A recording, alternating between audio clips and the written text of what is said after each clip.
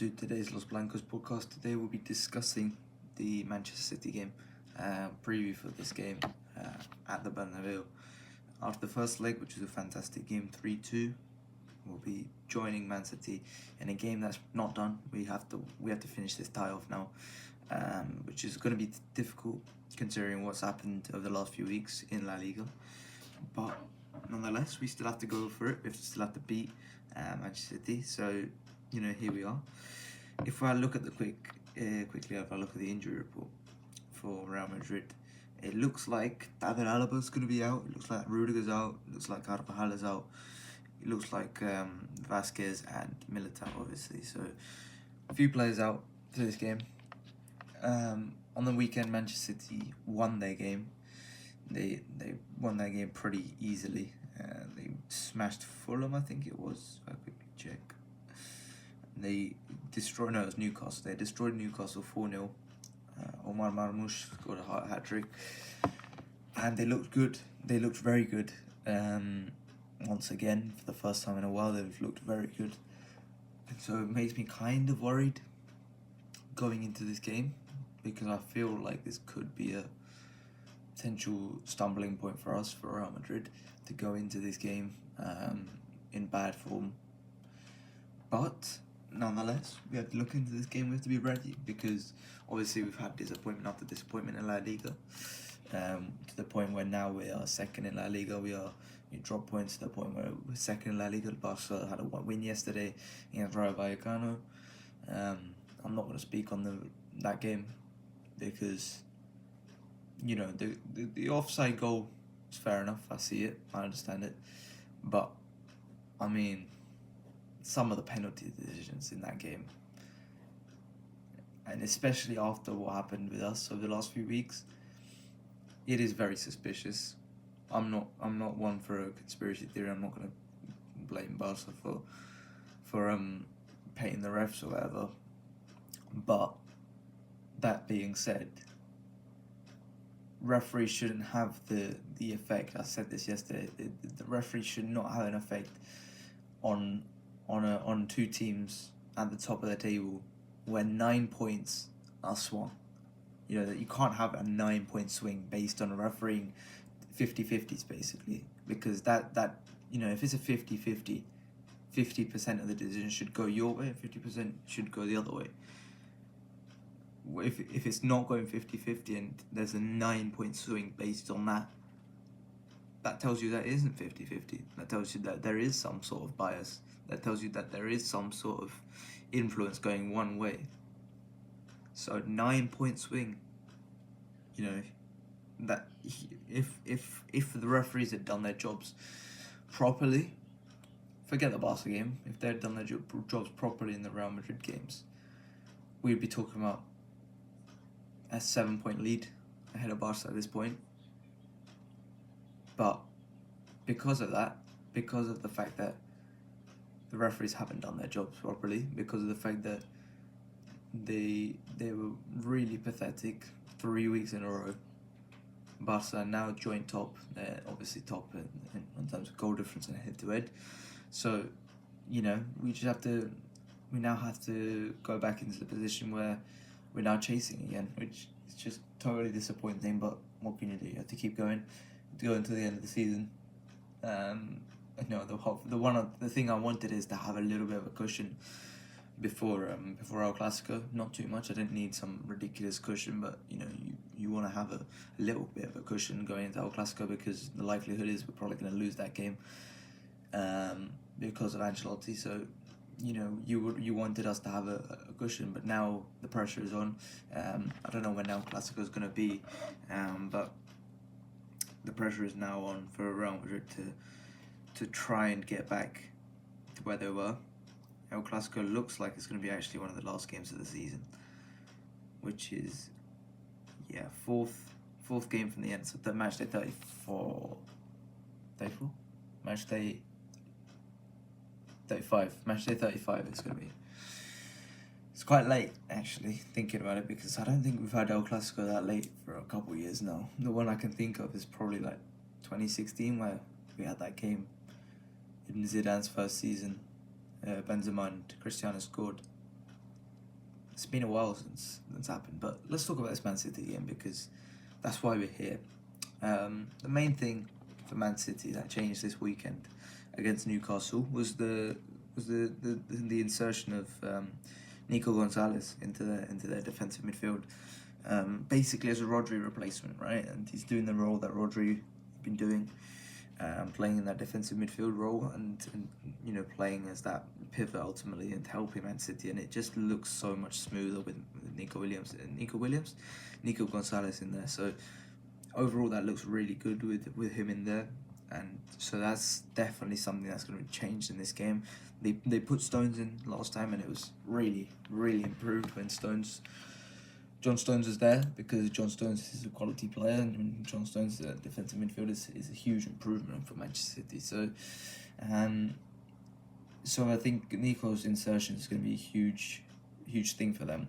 I think another thing that I think Man City is going to be playing is obviously Akanji's now out for probably the whole season for Man City, which obviously means that they're going to have to find someone else to play right back. Obviously, Jack Grealish also got injured in that game as well. So, I mean, in terms of Man City's team for tomorrow, I think what I would guess their team's going to be probably Ederson in goal. Right back, I would say, it's a guess, this is 100% a guess, but I would say Rico Lewis will be playing right back. And the centre backs, I think, will probably be John Stones and Ruben Diaz. And then the left back, I think Josko Gvardiol will be playing left back. And then midfield, Nico. I think, this is going to be difficult actually. I'm not sure what they might do from the start. I think Nico probably plays, and then I think around that, I'd say Gundogan might play, and then I don't know if De Bruyne will probably be playing. So, and then the front three, I'd say would probably be Haaland, Marmoush, and Savinho probably. So obviously a different team that we play in the first leg. I think that the big thing is really Rico Lewis versus whoever's on that left hand side, Vinny and Mbappe. They both had quite a lot of joy in that first leg. Both had the ability to get past whoever they were playing against, and so I think it would be really important for whoever's playing to actually take advantage of that matchup. It's a really favourable matchup for whoever it is, ahead of playing Akanji who can match that defense, that pace and stuff. So I think having someone like Vinicius or Mbappe take advantage of that matchup and actually start scoring some goals, man. This is, the whole thing about adding Mbappe to the squad is having that elite finisher, because Vinicius isn't, and he isn't going to be, I don't think, in my opinion, he's never going to be the best finisher in the world. So having Mbappe there, that makes that huge difference, but he hasn't made that huge difference so far this season. And so I feel like, although he's scored plenty of goals, I think he's underperformed actually in terms of his expected goals. I think he's definitely looking like he's underperformed. He's had a lot more chances than he's scored, and so I think I'm not asking for him to go ahead and score some ridiculous chances. I'm asking to finish the chances that he gets, and unfortunately he's not doing that. That being said, he obviously has been scoring. He's been scoring recently. Let's hope that this is the game that things turn in terms of his finishing, and let's hope that he actually takes some good chances and finishes them off. So I think this is a good opportunity for him to actually score some goals and put this tie to bed in this game. I think elsewhere for Man City, I think I look at the Nico Gonzalez insertion. Obviously, there's going to be huge swings, in my opinion. Like what happened last week, there's going to be huge swings of momentum where, there's going to be a period of time when Man City just dominate the ball and Real Madrid sit back. There's going to be times where Real Madrid dominate the ball and Man City sit back. So I think you have to make the most of those times where you have momentum, a huge amount of momentum, and you have to make sure that you get that opportunity and you make sure that you seize that opportunity so that you can score some goals in that period. But I think Nico Gonzalez is definitely going to help them try and get those bits of momentum a lot more, and make sure that they they control the game a lot more. So I think obviously we know what Real Madrid are going to pick. So I might as well give you the starting lineup. Goalkeeper Thibaut Courtois. Right back, I was quite confused because Ancelotti said that Lucas Vazquez and Alaba and Rudiger might be back for this game, so I was really confused there. But I don't know. I don't know. I don't think they will be, and I don't think they're in a position to start either. So in a big game, I think Fede's going to play right back. I thought he was excellent last week, and he was really good, really helpful, and he put a nice assist in on the weekend. Centre backs, Asensio and Tchouaméni. I think they did a really good job on Holland last week. I have to ask for one more from them. And then left back, I think it's going to be Ferland Mendy, unfortunately. But I think Fran Garcia should have a real case to start this game. But although it is against Savinho, I think that could be a good matchup for Ferland Mendy if he plays well, which he hasn't done so this season. So I'm a bit concerned there.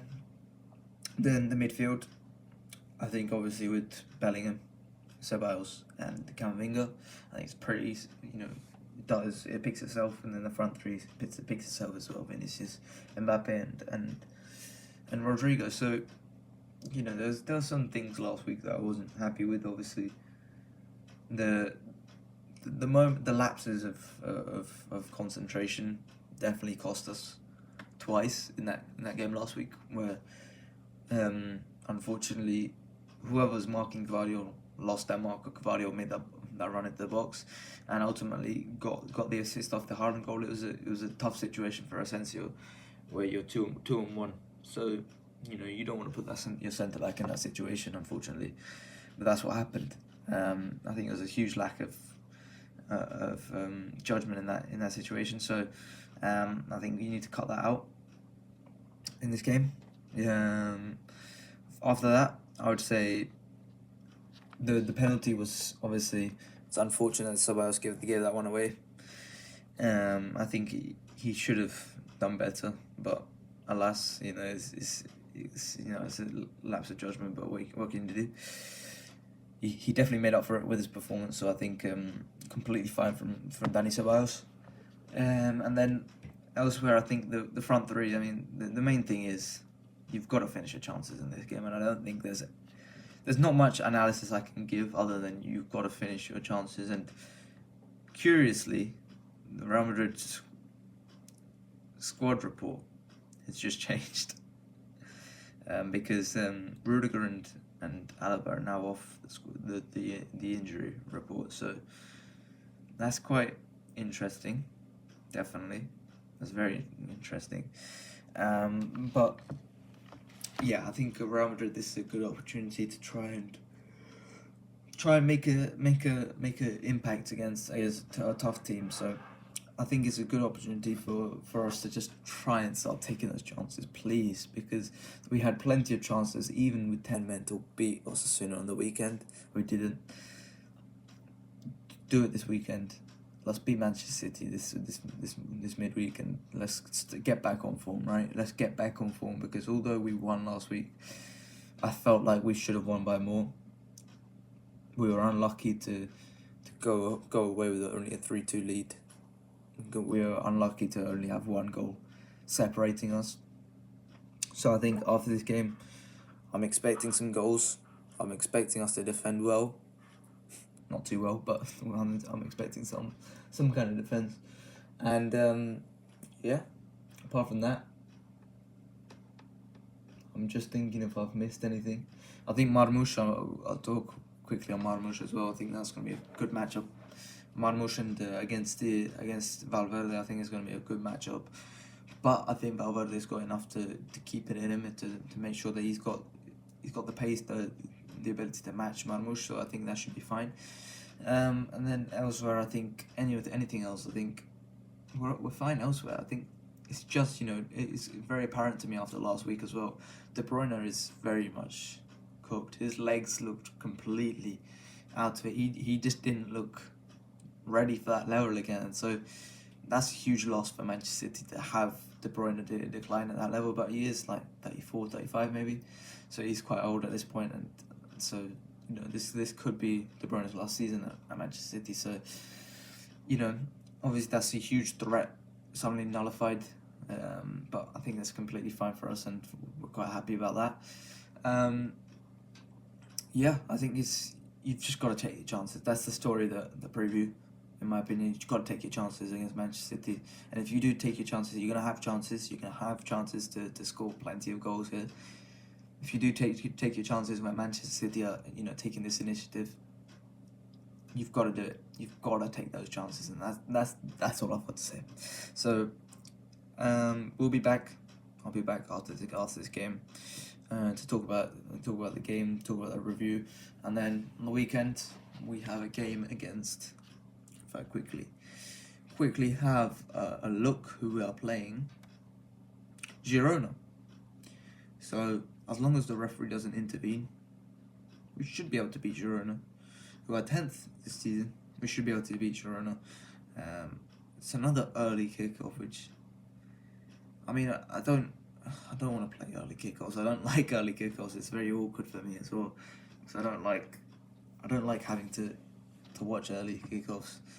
I prefer the late kickoffs, but nonetheless, we got Copa del Rey against Real Sociedad at the Anoeta, the first leg next week as well, and then we'll be going to Betis for an away game. So it's a difficult couple of weeks for Real Madrid. I think 2 weeks' time will probably be if we advance against Manchester City today. But in terms of a prediction, I'm gonna go for a quick one. I'm gonna say there's gonna be a jeopardy in this game. I'm gonna say 2-2. I think there's gonna be plenty of jeopardy, but in the end, I think Real Madrid will prevail, and they will be playing either Atleti or Bayer Leverkusen in the round of 16. So yeah, hopefully Real Madrid win tomorrow. Obviously, I talked a little bit about Barca yesterday in terms of their game. In terms of La Liga, I'm still confident that we're capable of winning that league title, but it also comes down to where we are on match day 35 when we're playing against Barca, because we need to have at least a 4-point lead playing against Barca. So at this point, it's no more fuck ups until the end of the season for Real Madrid. So that's it for today. I hope you guys have enjoyed. Please like, subscribe, and I'll see you guys later. Bye bye.